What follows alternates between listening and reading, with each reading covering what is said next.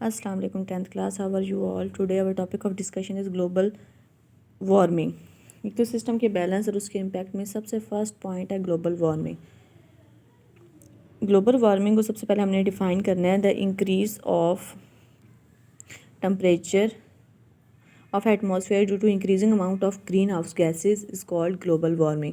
मतलब green house gases जैसे carbon dioxide, methane, ozone, इन सब की वजह से इन्वायरमेंट का टेम्परेचर बढ़ रहा है, जिसको हम बोलते हैं ग्लोबल वार्मिंग। अब ग्लोबल वार्मिंग की वजह से क्या क्या इफ़ेक्ट्स होते हैं, सबसे पहले ग्लेशियर्स और पोलर आइस कैप्स जो हैं वो मेल्ट हो रही हैं, फ्लडिंग भी हो सकती है, वेदर पैटर्न चेंज हो रहे हैं, और ग्रीन हाउस इफ़ेक्ट, ये सब इफ़ेक्ट्स हैं ग्लोबल वार्मिंग के।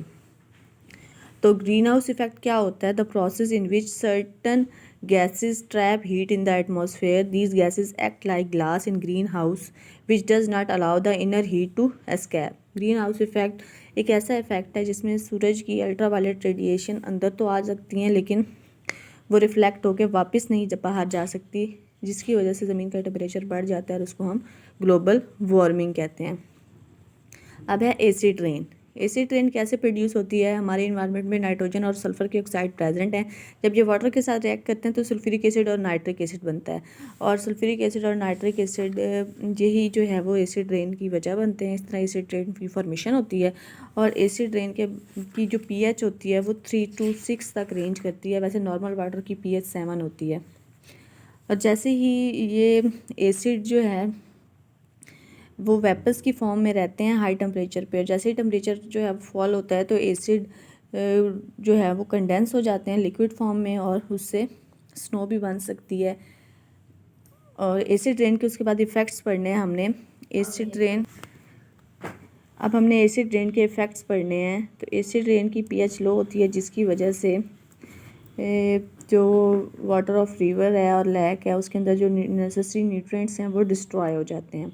उसके बाद एसिड रेन प्लांट्स को भी डैमेज करता है, प्लांट की बार्क, लीव्स और रूट्स, हेयर को इफ़ेक्ट करता है। मेटल की सरफेस के ऊपर जब एसिड रेन पड़ेगी तो उसमें कोरेजन भी हो सकती है, मीन्स जंग लग सकता है। और एसिड रेन की वजह से बिल्डिंग मटेरियल जैसे कि लाइमस्टोन, मार्बल, ये सारे इफ़ेक्ट होते हैं। हिस्टोरिकल बिल्डिंग्स जैसे कि ताजमहल जो है वो सारा एसिड रेन की वजह से क्रोड हो गया, मीन्स के ख़राब हो गया। नेक्स्ट टॉपिक है हमारा डिफॉरेस्टेशन। डिफॉरेस्टेशन को आपने पहले डिफ़ाइन करना है। कटिंग डाउन ऑफ ट्रीज़ या clearance of trees by natural causes और human is called deforestation. Deforestation के कॉजेज़ पढ़ने हैं कि हम किस वजह से डिफॉरेस्टेशन करते हैं, या हमें एग्रीकल्चर के लिए ज़मीन चाहिए होती है, या फैक्ट्रीज़ के लिए, या रोड और रेलवे ट्रैक्स के लिए, या फिर घरों में हम वुड को यूज़ करते हैं एज अ हीट पर्पज़। तो ये सारे डिफॉरेस्टेशन के कॉजेज़ हैं। डिफॉरेस्टेशन के रिज़ल्ट में क्या क्या इफ़ेक्ट्स हो सकते हैं?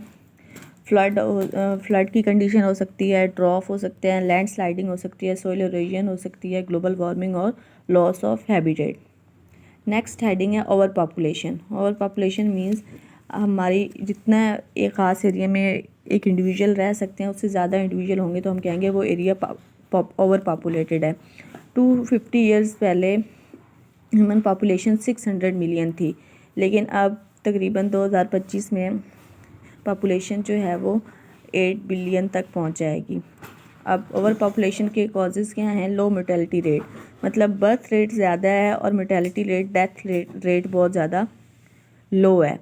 लास्ट हेडिंग है अर्बनाइजेशन। अर्बनाइजेशन का मतलब होता है ग्रोइंग ऑफ सिटीज़, मीन्स लोग गाँव से शहरों में जॉब अपॉर्चुनिटीज़ की वजह से, एजुकेशन अपॉर्चुनिटीज़ की वजह से शहरों में आ जाते हैं, तो शहरों का फैलाव जो है वो अर्बनाइजेशन कहलाता है। अब उसके क्या क्या इफ़ेक्ट्स हैं?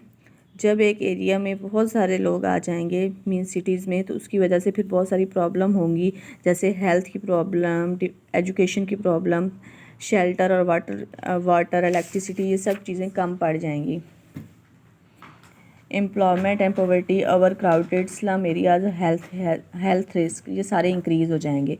अब इन सब प्रॉब्लम्स को सॉल्व करने के कुछ सॉल्यूशंस आपने एंड पे बताने हैं कि हमें थिक ग्रीन बेल्ट बनाना चाहिए कि इस एरिया में इससे ज़्यादा लोग नहीं रह सकते, ओपन स्पेसेस बनानी चाहिए ज़्यादा से ज़्यादा, और अर्बन स्प्रेड आउट करना चाहिए, और पब्लिक ट्रांसपोर्टेशन को यूज़ करना